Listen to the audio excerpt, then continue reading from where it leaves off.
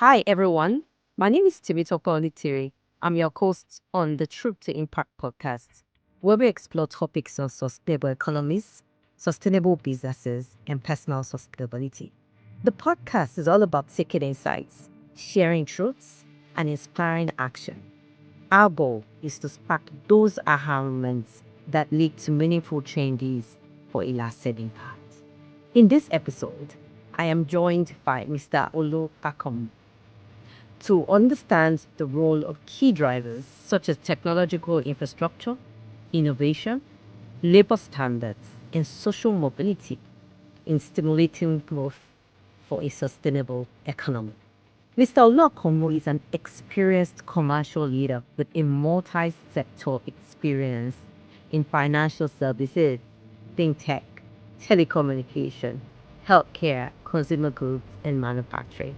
He's the CEO of Philips and Samuel Limited, an advisory service company. Previously, he was the president and co-CEO of OPay Nigeria. OPay is one of Nigeria's largest fintech platforms. He was also the executive director of retail banking and FCMB, chief marketing officer at Airtel Nigeria, and general manager consumer market at MTN. He's passionate about education and is the executive investments at the Lagos Business School, Nigeria. Good morning, Mr. Akono. Really nice to have you join me on today's podcast. Morning, Timitope. Thank you for the invitation. Good morning. So where are you dialing in from today? Darling from Lagos is a very small world. Wherever we all are is a very small world with digital economy now. Good morning to anyone who's listening to us from anywhere in the world. Good morning. Wow. Thank you, Mr. Olu. So we will start today on this episode. We really want to dimension, um, the impact of the key drivers of growth for sustainable economies. So in my first episode, we had analyzed the Sustainable Trade Index, which was released by the Henrik Foundation. And in that report, they had analyzed the top performing economies. And one thing that was pervasive for all these economies was the role of technological infrastructure, innovation, labor standards, and social mobility. And so it would be nice to get your perspective on why you believe that these key areas of drivers of growth are imperative to maintain a sustainable economy. Yeah, thank you. The Sustainable Trade Index is very interesting and it has very important applications to us in Africa and in Nigeria particularly. It talks, advocates for open trade, but at the same time recognized some of the emerging trends about countries being more conscious of their domestic industrial policy, which is about why we must be open to the world. What exactly are we offering to the world? Do we have our own industries? Do we have policies to promote the growth of our own industries so that we can have value added services, not just commodities to export to the world, especially in the context of, we're talking of the Africa Free Trade Zone initiatives and, of course, the overall global trade. In that context of domestic of the local industrial policy to promote local industries, you link that back to employment. First and foremost, link that to productivity, and technology is a major driver of productivity, and technology as a major driver of productivity is also a major driver of economic growth. If the industries are not using the right technology, if the technology infrastructure is not in the right place, you won't have the right kind of industry, and overall economic productivity will be constrained. The link to that on the industry side and domestic policy is that it's also those industries that will generate employment, especially for a young country like Nigeria.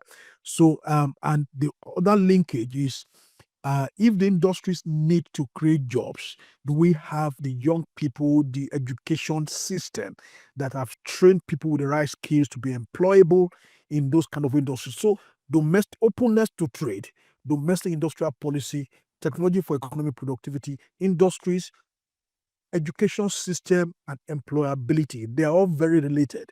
And overall, when we talk about young people, especially employability, we are talking about ultimately about human mobility.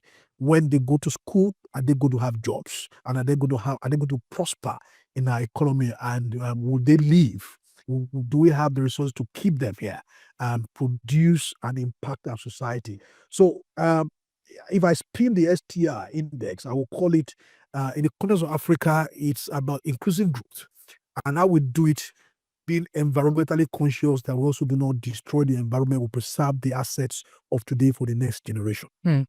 Yeah, thanks for that. You talked about inclusive growth, inclusive trade.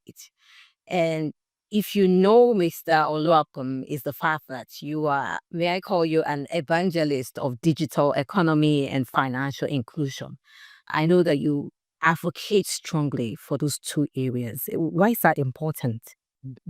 Thank you. Digital economy, it's if there's one thing I've learned so clearly about digital economy, and I've seen it practically in my life, in my career, it is the whole concept in microeconomics of how digital economy crashes transaction cost massively, of economies of business. Economic transaction costs are crashed massively.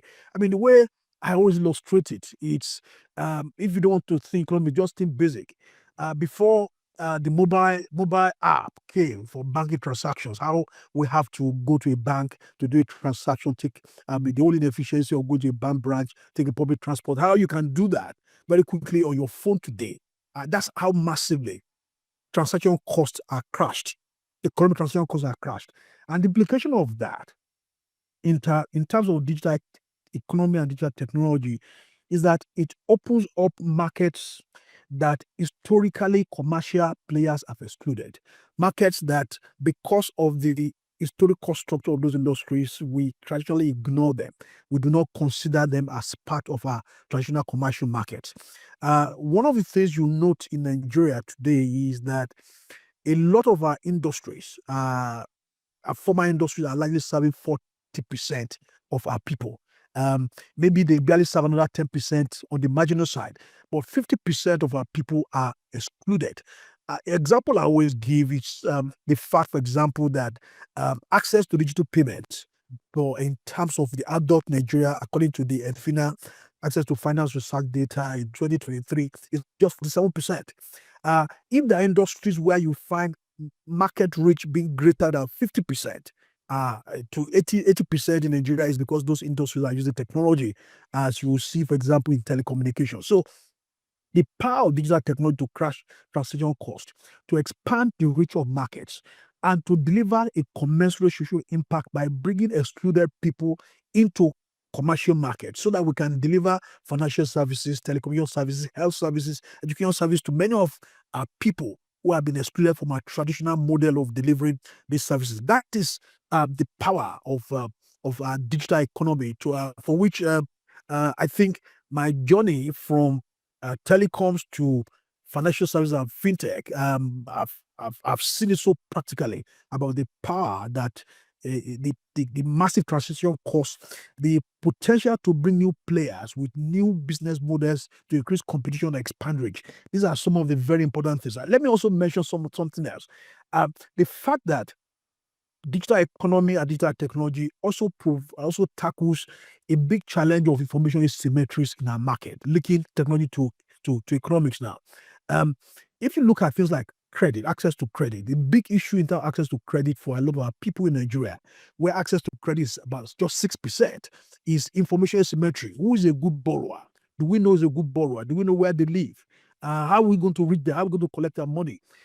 With a digital technology and infrastructure, many of these information asymmetries in terms of identity, payment, transactions, where they are located, can be accessed and can be processed, which will ensure that both the demand side issues and supply side issue of things like access to credit can be tackled. And so the potentials are extremely very huge. On the part of small business, what it also does is that the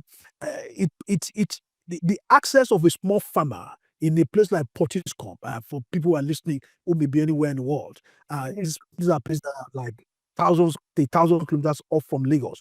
They can be connected through a digital economy, a strong industrial value chain, through a digital economy to factories in Abuja, factories in Lagos, and one of the big things, for example, which World Bank highlights about our economies in Africa is that we have a productivity problem because our businesses we have too many micro SMEs. Productivity increases with the size of business. Digital economy can address that. It's one of my favorite hypotheses that when you bring small business uh, through a digital economy in very strong integration and coordination with big companies in a digital financial system, you essentially uh, create a value chain that will be addressing the isolation and the low productivity issues of this small business because they work together as an holistic whole. A small farmer who is supplying uh, to an aggregator, uh, taking those products and getting paid to a Diageo or a brewery in Lagos, ends up being essentially like a part of that brewery company. And that's one of the things that addressing productivity challenge that digital economy can do. In many ways, the impact is huge, but we only need to tackle access and reach and affordability to impact people in a massive way. Yeah, I totally agree with you that, the digital economy opens up a new world of, customers for the SMEs and even for the big companies as well. It allows them to, spread their net across different areas and different locations. To support digital economy, you do need the infrastructure. You need the technological infrastructure. What policies, the government, the public-private partnerships should adopt just to accelerate technological infrastructure in Nigeria? We've made a lot of progress over the last 20 years, but the things that are sticking out are what I would call two problems, two challenges of, let me not call problem, but two challenges of reach and coordination.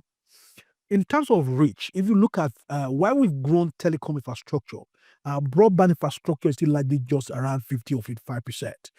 When you look at the digital financial rail, 64 only 64% of Nigerians, for example, have a financial account. And like I mentioned earlier, in terms of uh, a small merchant being able to access digital payments, about 50% of our SMEs, of our people cannot do it as of today. So we still do have the challenge of reach. But the other thing that is sticking out big time is the challenge of coordination of our public digital public infrastructure.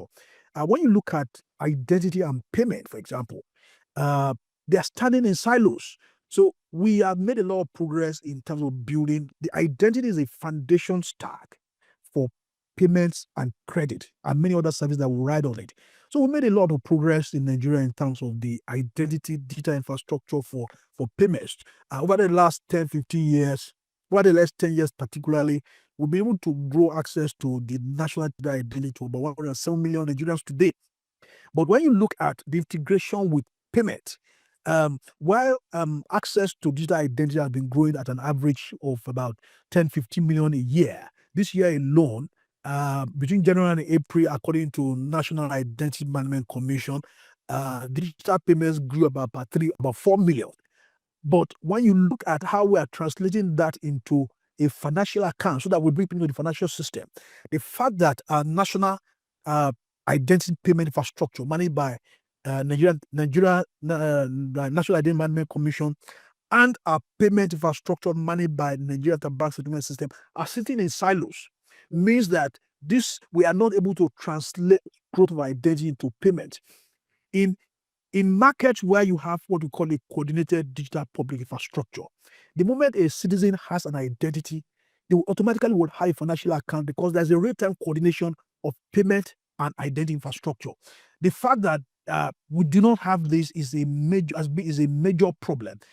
So we are not able to translate access to identity into access to payment. So today, according to FINA, access to I sit on the board of FINA. FINA is an advocate, is a financial inclusion advocacy organization and research in Nigeria. They provide objective truth of that space. According to FINA, access to finance research data in December 2023, there are 28 million Nigerians today who have digital identity who do not have financial account. They are one leg into the financial system, but we're not able to provide a financial account for them because of the coordination issue between payment and identity. So that's something we need to fix. And the other way you see that is that we are struggling to do cash transfers. We now have an economic reform program, which we have to do, but we need to moderate the pain of economic reforms on the poor by providing regular cash transfers for them to moderate the pain of economic reform, maybe regular 10,000 naira per month or something. But we're not able to do that because there's no digital financial rate to do so. When we carry cash to do it, we have all the issues of credibility. You can't audit what is delivered. So the attempt to do it, we've had to abandon it because we don't have the financial rate to do so. So yet many of these people may already have an identity, but they don't have a financial account. So those are the big issues in terms of technology infrastructure. We're making progress, but how do we have a better coordination in terms of broadband, identity, and payment, ensuring also that the players, the key agencies and regulators in those two spaces are also cooperating for the greater public interest of our people in Nigeria. Yeah. I think that that's fundamental because you just raised a very significant issue where you don't have proper handshake between two government agencies. And I think that, from the private sector perspective, you're thinking, why can't this happen? So in your view, what's the issue? Why is it difficult to merge these industries or to achieve synergies between these industries? Very interesting. I think the first thing is to be conscious of the problem. I think if there's a progress we've made, some of us have carried this issue of DPI, digital infrastructure in our head, talk about it every time. If there's anything progress we've made over the last two years particularly, is that there's a better consciousness of this challenge today, that there's a need for coordination. And I think we're beginning to see that movement. But government agencies move slowly. And we need to encourage a faster, more deliberate coordination of many of these things. Let's have a situation where we don't just talk about it, but we set clear targets. Um, on in terms of going forward, there are some initiatives like, for example, we have initiatives now with the national ID card system, which NIMC is now issuing, which can also potentially carry a financial account. But the 30 million people who already have identity, that will need something else. That will need a deliberate cooperation between Nigerian Interbank Settlement System, National Identity Management Commission, the banks and fintech. Let's sit around the table. Let's set a target to say, over the next 2 years, we will bring these 30 million people who have access, who already have one leg into the financial system. We work together to bring them into the financial system and grow the number of people that have formal financial accounts in Nigeria from maybe estimated 65 million to 100 million over the next 2 years. It's something that we need to do, but it needs leadership. It needs being conscious, being deliberate, setting formal targets to make it happen. I think that's what we need to do. But some progress have been made. We just need to encourage it more. But setting firm targets to make this happen will be very, very important. And I would like to add that this is also where you have, the place of innovation. Um, and it leads me to my next question in terms of what's happening in Nigeria with encouraging technological innovation. What are the trends that we see? I know in a lot of developed countries, you have the incubators, accelerators, just ensuring that they constantly disrupt and there are new trends. There's something new on the table. So how would you assess that in Nigeria? What trends do we currently see? Good progress. Our startups, the ecosystem is growing, supported by very strong and active venture capital industry, angel investors. It's not just about the startups, it's also about the incumbent industries who are also responding to the competition challenge being provided by the external disruptors. So, for example, it's very interesting to see some of our banks spinning out their own fintech companies in what they call old co structure. So they recognize that if we do some of these experiments within the bank, the nature of the bank will stifle those innovations. So they are spinning out their own fintech companies and letting them have the autonomy to run and compete. So it's a lot of progress being made.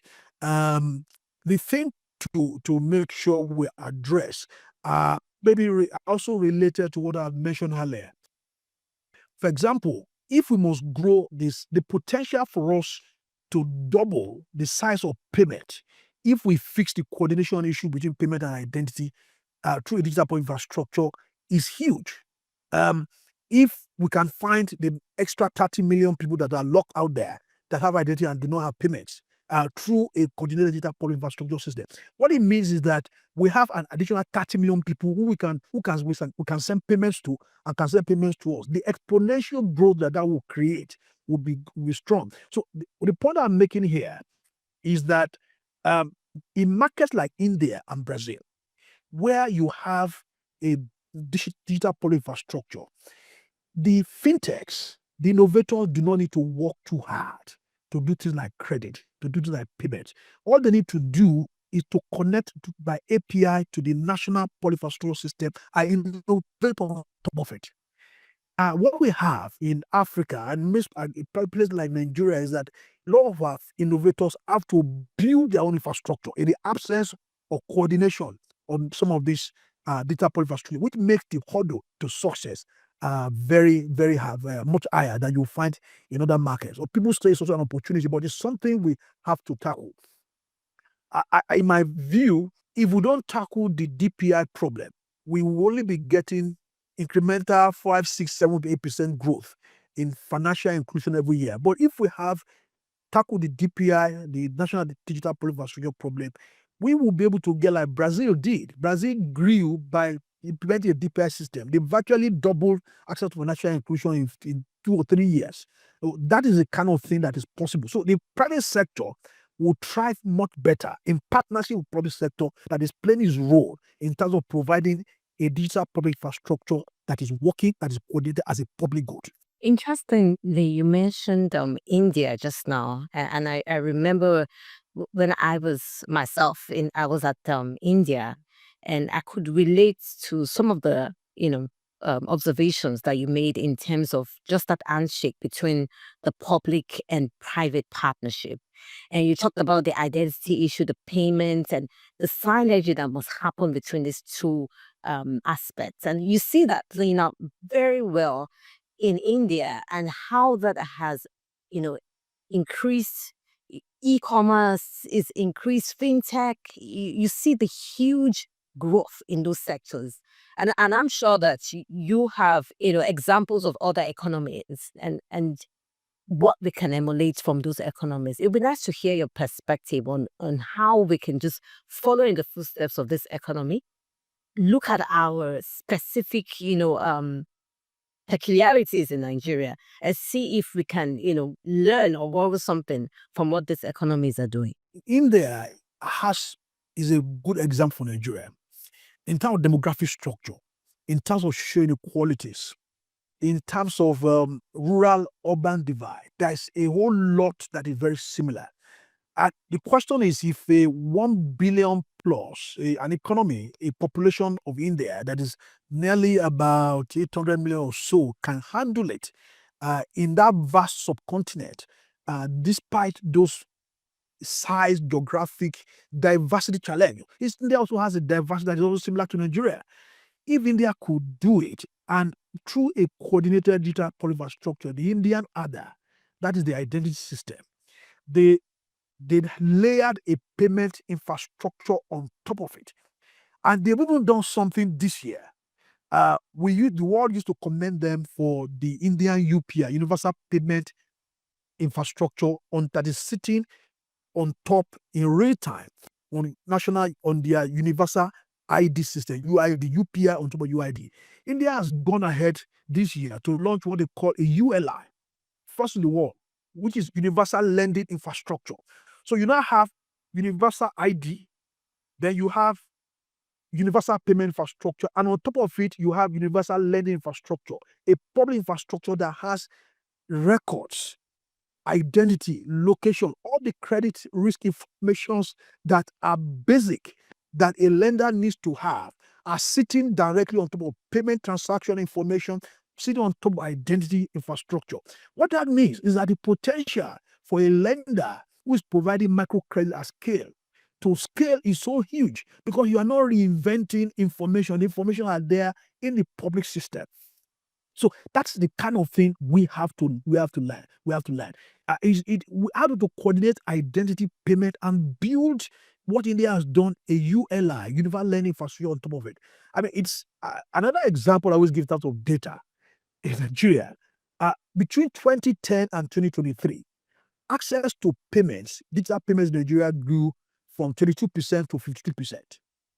In the same period, 2010 to 2023, access to digital to credit grew only from 2% to 6%, 4% growth in 30 years. So one thing that we see clearly, and we have a geographic problem. Payment is growing and it's not translating into access to credit. And part of the issues is some of these issues that we have to tackle. How could we build a payment infrastructure that also supports a credit system where the government plays its part and the private sector can innovate on top of that to accelerate access to credit. And it is in access to credit, microcredit, that we're going to have the biggest impact, biggest dent on poverty. Because when people can access their future income today, they can create wealth for themselves. They can become better entrepreneurs. So it's a problem we have to tackle and we have to fix because there is social impact returns on them if we tackle the digital poor infrastructure problem, and learning from markets like India will be very strong. Brazil has also done the same. Brazil saw what India did and implemented what they call the Brazilian PIX, PIX, and they have seen financial inclusion virtually double overnight. Also, Brazil, a very unequal country, very similar to Nigerian demographic structure, they have been able to fix inclusion problem in a massive growth through a coordinated digital poor infrastructure. So it begs, it's a cry for us to, we have to do our own so that we can have major leap in terms of financial access and impact in terms of denting poverty and creating an economy that is inclusive, that works for all our people in Nigeria.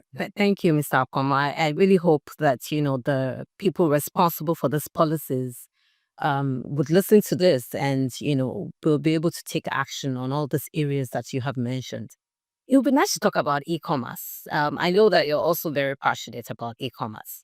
And e-commerce is one area that there is a strong potential for growth given Nigeria's population.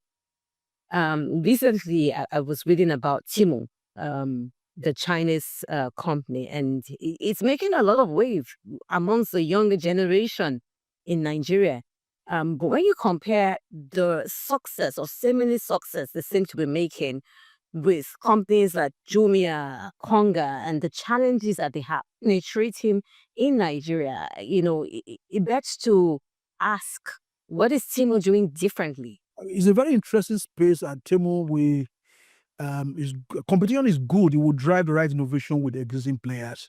E-commerce penetration itself is probably is still in its maybe still less than 20% or thereabout. So there's still a lot of room to grow. The major constraint with Temu itself will need to, awareness is one. Being able to take e-commerce beyond the markets that Jumia and the existing players are serving today will be one of the challenges that Temu will also face. And that's about in terms of e-commerce, the last mile infrastructure for delivery. E-commerce is as good as the logistic infrastructure that supports it. It's a major constraint that many of the e-commerce players will need to fix. And it will be good for resources of Temu to come into Nigeria, and let's see how they can work with logistic players to innovate in terms of the last efficiencies and reach of the last mile, which is a major constraint to e-commerce in Nigeria. The other important point to make about Temu is that it also speaks to what we are talking about global trade. Temu will bring access to affordable goods from China, from across the world, visually China, given the low cost of given their technology and low cost of manufacturing in those markets, will bring those kind of products to our people. However, it must be balanced with ensuring that our businesses, local businesses, also have access to that platform. It may not be in our long-term interest if the only thing that Temu says are Chinese products. We need to create jobs for our own people here. So Temu must work responsibly, ensuring that it also provides access to Nigerian products and Nigerian businesses to ride on his platform. If he does not do that, he will not be the kind of there will be sustainability issues on the long run, given what given what we are talking about. We hope that they'll be conscious of it and address it in a win-win situation, uh, so that they will have learned from markets in Asia, where, for example, they will say we don't want Timo in our country because it takes out our small businesses. How they work in Nigeria in synergy with the prosperity of our small business, so that Timo's prosperity and our own local businesses they win together. That would be a very important suggestion I would like to give to Timo. Think holistically, not just about yourself. That would be the responsible way to do business and e-commerce in Nigeria. Win-win with our local people. I totally agree with you. And I like the use of the word, Timo has to be responsible. Because it's not in all cases that you need governments to institute a policy. If, pilot organizations act responsibly, you do not need government to institute policies. And I think that's the biggest takeaway. Sustainable trade is about give and take. And, just as Timo will bring things into the Nigerian economy, it will be great to see the local industry as well, exporting things to other nations as well. So it's give and take. Thank you so much for your insight on that. Let's move on to retail. We've had lots of news about big companies, retail companies exiting Nigeria. So, there are many reasons for that. It could be due to their realigning their global strategy. It could be due to payment issues currently. But there is a local company, retail company that caught my eye recently. It's Bokomart. It's positioned itself as a discount company for supermarkets, and you can see that winning with the local population. So it would be nice to get insights into what they're doing different there. And why I think this question is necessary is for the foreign investors that want to invest in Nigeria and to understand just the Nigerian terrain, how to do business in Nigeria. It would be nice to get your perspectives on what they're doing differently to achieve success. That's a very interesting question.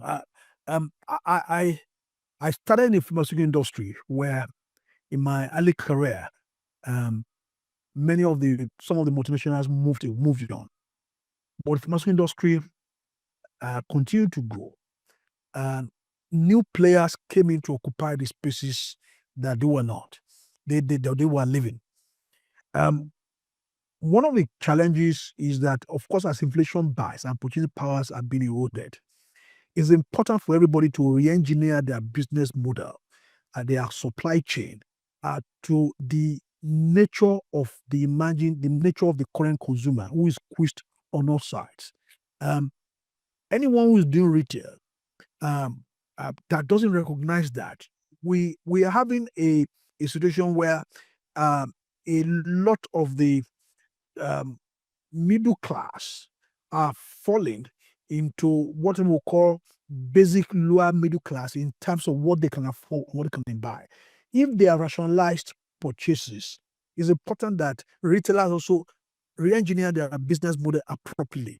Business like Boku, what they are doing is to re-engineer their supply chain. They have narrowed their inventory. They recognize that even for homes, if they used to buy um, 5 pieces of different groceries, they narrowed it down to 3. So by streamlining inventory, by being conscious of their real estate cost in terms of return per square meter, per square foot, for example, in terms of retail, they are able to deliver more products at prices that are more affordable to many more people. It's not something that you can do just by talking about it. It's an overall re-engineering of a business model. That is what the Bokus are doing. And it's not just in Nigeria. We see that we had recently a program about this on this subject at the business school in Lagos. You see, in South Africa, Boxer is is growing much faster than Pick and Pay, for example, that is at the higher end of the market. So the discount retailers are growing around Africa as economic demand, economic users are biting across the continent. In in Kenya, Jazza Retail is occupying the same space that Boko and also growing. So the same business model. So I think the issue is how business respond to the nature of the consumer that is squished and who is going to take advantage of it. And you have the incentives and the cost structures and the technology working with your supply chain to engineer your business model to address that market in an affordable way and deliver affordable goods to many more to a lot of people who want to do shopping formally, but they cannot afford the very expensive products that traditional retail has been identified with in terms of image. One of the things I got from your perspective on this success is the fact that they studied the market. They understand what the consumers want. They've tailored their products and their business model, even their real estate. They're not owning real estate, they're renting real estate inside neighborhoods. So it's not far from where people are. You can just go down the street, you can get into their any of the mart. So they understand what a consumer needs and they're giving the consumer what they want. And in fact, maybe what they think the consumer would want later. So that's a very good perspective. Let's move on to the social issues. Education was identified as a critical component, especially for the top performing economies. It would be nice to understand your perspective of the workforce in Nigeria and how is, that workforce positioned to harness growth. The biggest issue for our workforce is giving the skills to make them employable and also providing entrepreneurial training for those who may not be able to get jobs in formal organizations. We talk about it, but there's still a lot to be done in terms of bringing vocational education component to higher education. Um, you could see that the universities that are more conscious of entrepreneurial training, especially some of the private universities, they tend to provide a certain set of graduates that that are different. They are more employable. They are learning digital skills from school. And there's a trend which we need to recognize formally, which I call the vocationalization of digital education of digital training. Um, you do not necessarily need to have a BSc computer science to do a lot of digital skills.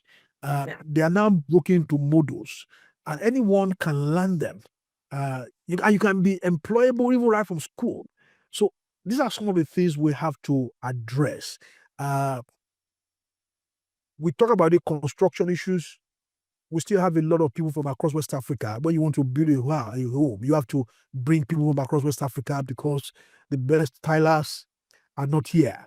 Um, how do we bring some of those things that used to happen standard, like you have in Germany, standardized training, so that if I'm an auto mechanic, I'm very good with cars. I'm learning in a structure. I have a classroom and a practical training, so that we have young people who have practical skills to either create jobs for themselves and be employable. It is that we are yet to fix. We are talking about it, but we need to be more conscious of it. The vocational educational component of our higher education needs to be seriously amplified to tackle on unemployment, which is the reason why a lot of people are going to school. They want to get jobs, and they do not want to come out without any class skills that makes them employable. Mr. Akanmu, you yourself, you're very passionate about education. You are the executive in residence at the Lagos Business School, which is also my alma mater. By the way, I did my AMP in LBS. And, so when you talk about education, you talk about, increasing vocational training, digital skills, which is very important because if we want to harness the growth in e-commerce, we're looking at digital economy, the people using it need to have the digital skills to know how to use it and to promote growth. So apart from digital skills, vocational training, what other skills, should be taught from the grassroots? That's number one. And for government, what policies must they start putting in place right now to accelerate that education and to accelerate those key skills in the workforce of today? The first, if one of the things is the infrastructure to provide digital skills in schools. Um, we need to be more conscious to provide them. Um, if digital is the way education is going, how many of our public schools have access to the digital infrastructure, like even basic internet, for them to even learn the basic things about computers? Um, it's not just about uh, I mean, if you compare, I mean, comparatively to other markets, a young person is already in the UK, maybe have access to a laptop from a secondary school. They are used to it. So these are some of the things we have to fix, and it has to be both public and private sector. Um, the uh, yes, I recognize that there must be commercial provision for education, but there's a large public good component of education that implies the need for government to shift more resources to education. We like to build bridges and roads. Can we move some of those resources more to education, to some of the softer people infrastructure issues that will have bigger impact tomorrow in terms of our economy. These are some of the foundations which the founding fathers of Nigeria laid, for which all of us benefited, which we have to do much better. Shift a little bit of some of our hard infrastructure investment to people infrastructure, health and education, which touches young people so that they can be the productive and employable adults of tomorrow that we need. Where are we with social mobility? What actions can be taken to improve social mobility in Nigeria? And why do I ask that question? We've seen the role digital economy has played. We see a lot of content creators in Nigeria. We see a lot of these young ones on TikTok and suddenly monetizing it, on YouTube monetizing it. And and you can see progress in that space. It would be nice to see how we achieve social mobility across all platforms. It would be nice to get your perspective on how we can enhance social mobility in Nigeria. Uh, a very big issue. In my view, I was putting it the other way. We have today a bigger social mobility challenge. Um, when I look at this younger generation and my generation, um, the employability, and gainful employment issues that we have, um, young people are innovating with digital skills, as you mentioned, content and so on. Um, but we need to widen the opportunity and widen the space. They have gone out on their own to learn some of these digital skills and create jobs for themselves. Um, but there are some also important challenges we must highlight in terms of building a sustainable economy. Um, the challenge of out of school children,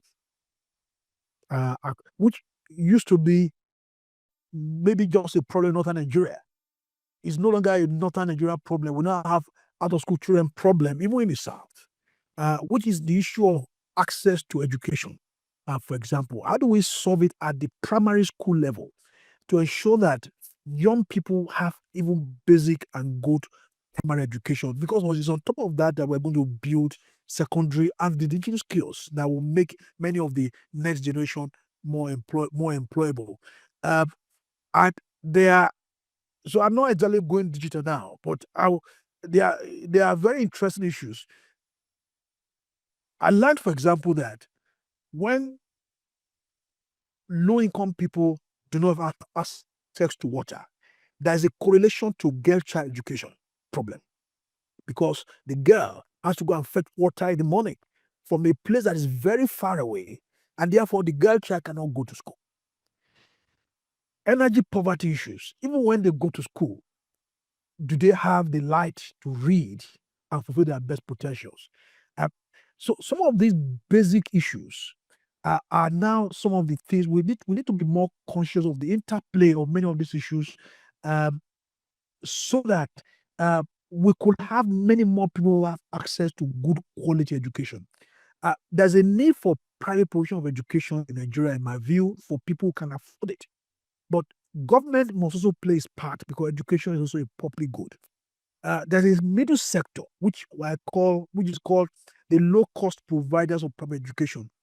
Those are where governments are not available. There are a lot of private public school, private primary school, private nursery schools in their own different standards, trying to mm, come in between the gap of provision issues. How do we support some of those entrepreneurs in education? Uh, Train them, improve standards so that the low-cost provider of education in many of our communities where government cannot reach can also do much better. Lagos State is doing that very well. It's very conscious of it. How do we get many of our up-country states to recognize this space? How can we support the community entrepreneurs providing 3, 4, 5 classrooms for primary education so that many more people can have access to outside education and so on? Train these entrepreneurs, train their teachers, and so on. And of course, when we fix that, every other thing that we are doing in terms of digital skills and so on, we ride on top of that. When I talk education, we look 10 years ahead, not in the. So the content guys are doing what they need to do, but the challenges ahead in the next 15 years, if we don't fix the challenge of primary education, is going to be a very huge one, for which we will need to innovate. Digital will also help. How can we also use digital skills to deliver content as education to many of these places so that you do not necessarily need to have a technical best teacher to be available everywhere, but maybe they can deliver those content digitally on the computer and they can just log in, and it does not matter where they are, they can have access to good science education, for example, wherever they are. So those are some of the things I believe we need to tackle in terms of access to education, which we need to fix for overall inclusive economy in Nigeria. On a final note, Mr. Akanmu, I've known you for over 20 years, and you've been very consistent in terms of a better Nigeria, a sustainable economy for Nigeria. What are your desires and aspirations for Nigeria? Every Nigerian will truly fulfill their God-given potential. There are many professors. The concept of the lost Einstein, Albert Einstein. There are many Albert Einsteins that are lost to out-of-school children. There are many Marie Curie who could be Nobel Prize winners who are lost as a girl child, who got pregnant too early or married off too early, did not go to school. Intelligent potential, no access to education, and can't fulfill their potential for themselves and for the larger society. For everyone that makes it, if we look back, we have been lucky by lottery to be born at the right place at the right point in history. It could have been different, and it could have been us on the other side. And that's why we need to all be more conscious of our response, especially our elites, to be more responsible to say, what can we collectively do?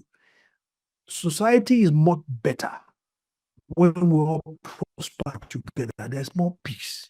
There's more joy. Markets grow bigger. If you are a whole of a factory, your markets are bigger. You make more money. So the concept of an inclusive society where everybody prospers is in everybody's interest. And we have to fix the challenge of huge exclusion, acute social inequalities that we have today. The potentials are there. We have the potential to be one of the biggest and most prosperous countries in the world, and we continue to be hopeful that we'll see it in our lifetime. Thank you for the invitation and the opportunity to contribute to your podcast. Thank you. Thank you so much for joining me today, Mr. Akanmu. It's been such a honor, and the insights that you shared today has been fantastic. I really do appreciate your time.